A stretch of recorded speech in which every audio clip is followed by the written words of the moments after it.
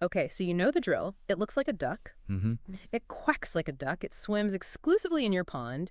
You go on vacations with this duck. You spend Valentine's Day with this duck. Yeah, you might have even introduced this duck to your parents, but the second you ask, hey, are we, Right. a duck? Uh-uh. They look at you, terrified, and say, whoa, let's not put a label on this. We're just friends who happen to hold hands and share a life. The classic situationship paradox. It is, I think, probably the most defining romantic confusion of the modern era. It is maddening. You're sitting there thinking, am I crazy? Am I imagining this intimacy? Right. So am I making this all up? Exactly. Because on paper, everything is there. But they act like the word boyfriend or girlfriend is a dirty word. Mm-hmm. So today, we're going to try to validate that reality. Mm-hmm. We're diving into a really fascinating breakdown from a practicing therapist and a doctoral student in psychology who specializes in attachment dynamics. Right. And the mission today is to stop banging our heads against the wall of the friend zone and actually pry open the hood of the avoidant mind. Why does a label feel like such a threat? And I think that shift in perspective is so crucial right off the bat. It's so easy to see this as just stubbornness or playing games or worse, that they just don't care about you. Totally. But the source material we're looking at today paints a very, very different picture. It suggests that for an avoidant, a label isn't just a word. It's a weapon. A weapon. That feels dramatic. I mean, calling someone your partner is usually a compliment, not an act of war. It feels dramatic to a secure person, absolutely. Hmm. But if we want to understand this, we have to look at the psychology of safety. Okay. We're going to look at why admitting you're a boyfriend or girlfriend feels like handing over intel, why expectations feel like a trap, and this is the part that I'm still wrapping my head around, Oh, yeah. why some avoidants will refuse to date you but will happily marry you. Yeah, we are definitely going to talk about that because that makes zero sense to me yet. That feels like skipping the appetizer and going straight to the bill. Right. But let's start with the basics. The source calls it the vault. The vault. So the source makes this point that I think a lot of us miss. We assume that if someone won't call you their partner, they must be kind of cold, right? Just not that into you. Exactly. But the therapist in our source says it's often the exact opposite. Right. And this is the counterintuitive truth about avoidant attachment. It is not necessarily about a lack of feeling. Often, these individuals fall. They fall hard. Really? They attach deeply. Yeah. And because they attach so deeply, that relationship becomes incredibly valuable to them. Okay, so they value it. But if they value it, why wouldn't they want to claim it?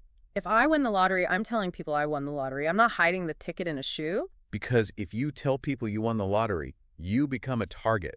Think of it like that. The source explains that many avoidants are extremely guarded, often because they were taught to be that way from a very young age. Maybe they were burned by trusting the wrong person in the past Or they just grew up in a house where showing vulnerability got you hurt. exactly, Yeah. where it resulted in humiliation or pain. So it's a defense strategy. Right. But how does a label hurt them? The source uses a really specific term here.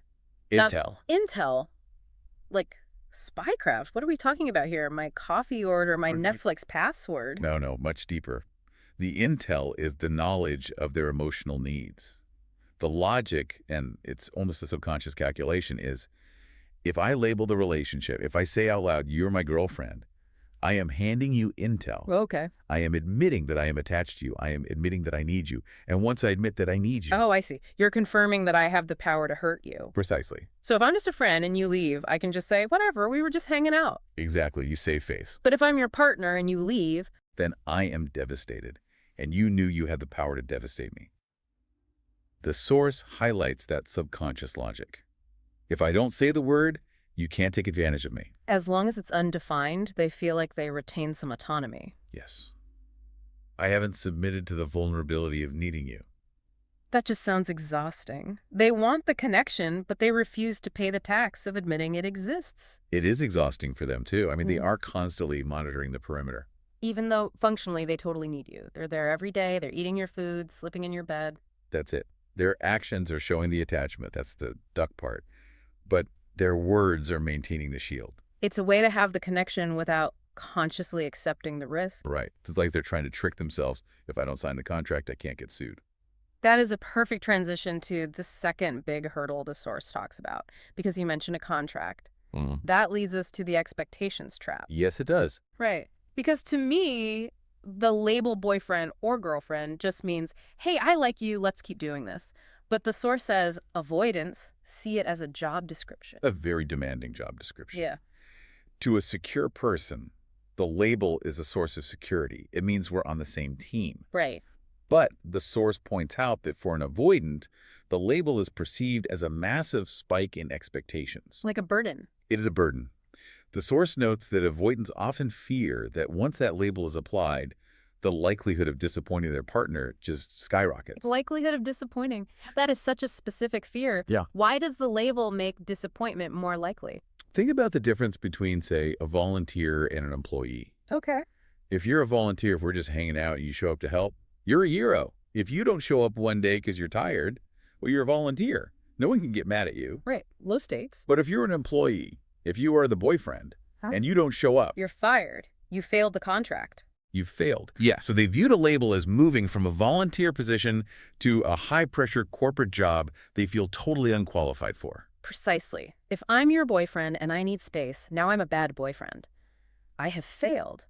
And the source suggests that deep down, there's this fear that I will inevitably let you down. So if I avoid the label, I avoid the inevitable failure. That feels like such a self-fulfilling prophecy. You're so afraid of failing the test that you refuse to even enter the classroom. It often is. But the source actually offers a really interesting solution for the partner here, for the listener who is stuck in this. Please, because walking on eggshells doesn't seem to work. The advice is about creating a safe space for disappointment. A safe space for disappointment. That Yeah. sounds backwards. I want a safe space for happiness. Of course. But the therapist advises that you need to show that you can accept disappointment without the relationship collapsing. Because disappointment is normal. Sure. Secure couples disappoint each other all the time. They forget anniversaries, they get grumpy, they say the wrong thing, and they recover. Oh, I see. So you have to prove to them, hey, you can mess up, you can be annoying, you can forget to text back, and I'm not going to bring the house down. You got it. You're proving that the relationship is resilient. If they see that the bond survives disappointment, it lowers that defensive wall. They realize, oh, the label doesn't mean I have to be perfect. It just means we're trying. That is really powerful. It takes the pressure off. But, and here's where it gets really interesting. Sometimes taking the pressure off isn't enough. Sometimes the logic gets even weirder. Yes, the skip. We have to talk about the skip, because when I read this part of the source material, I literally stopped and reread it 3 times. I thought I misunderstood it. It is a fascinating phenomenon, isn't it? So the source says that there are some avoidants who will fight you tooth and nail on the boyfriend-girlfriend label for years, but then, out of nowhere, they'll be willing to jump straight to husband or wife. It sounds completely paradoxical. If you're afraid of commitment, why would you choose the ultimate commitment? Exactly. I can't be your boyfriend. That's too scary. But sure, let's merge our finances and legally bind ourselves until death. Make it make sense. Well, let's look at the logic the source lays out. It comes down to how they value the different labels. To this specific type of avoidant, boyfriend or girlfriend, is seen as a state of limbo. Limbo. Yeah, a trial period. And what happens in a trial period? You're scrutinized. You're evaluated. Okay, so dating feels like a performance review that never ends. Correct.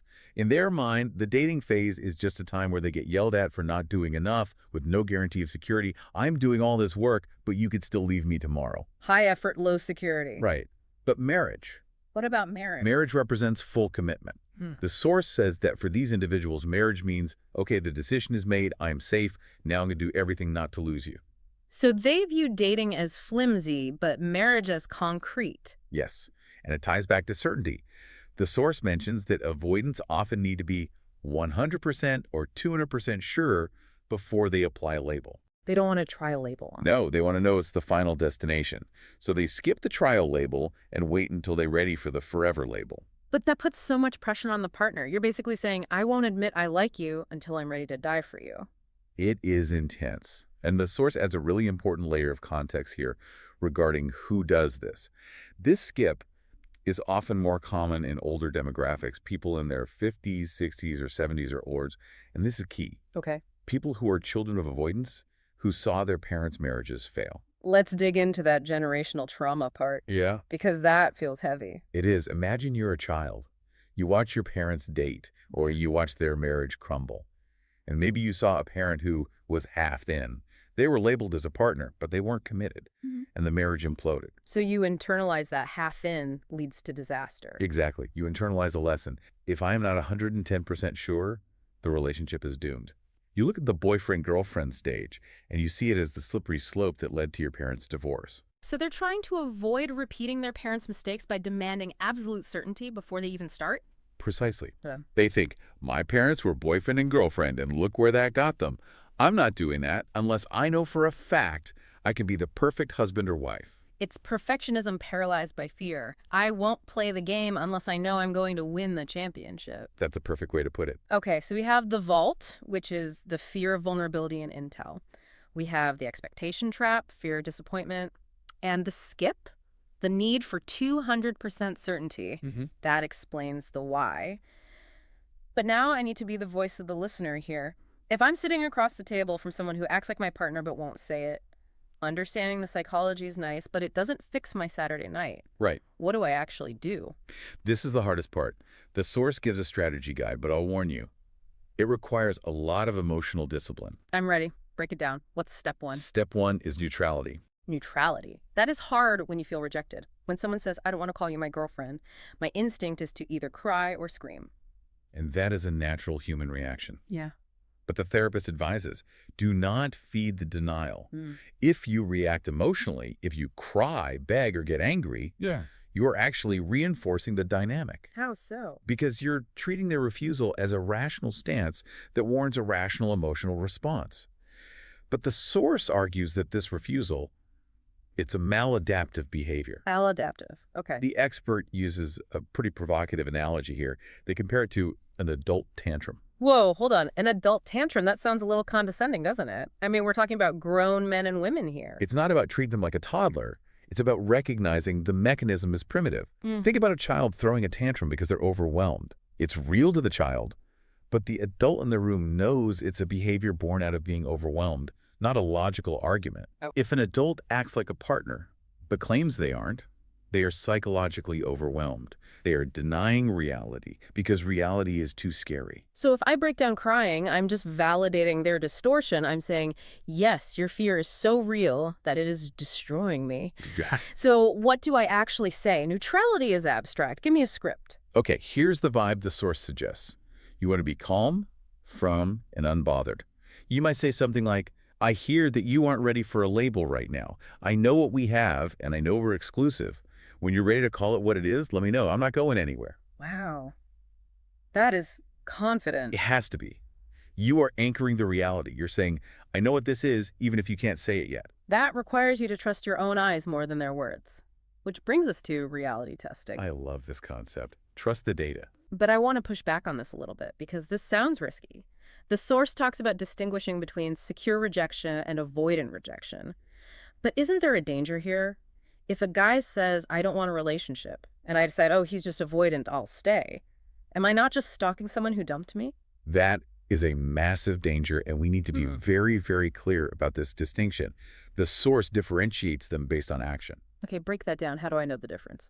If a secure person looks at you and says, I don't want a relationship, and then they stop calling you, they stop inviting you over, they start seeing other people. Then they just don't want a relationship. Exactly. Believe them. That is the truth. Move on. Do not psychoanalyze them. Got it. But if an avoidant person acts like a partner, texts you daily, expects you to be exclusive, gets jealous if you talk to others, has been with you for years but says, I don't want a relationship, that is a deactivating strategy. So the key is the contradiction. Yes. The words say go away, but the actions say stay here. The source says you have to trust the data of their actions. Are you exclusive? Do you have deep intimacy?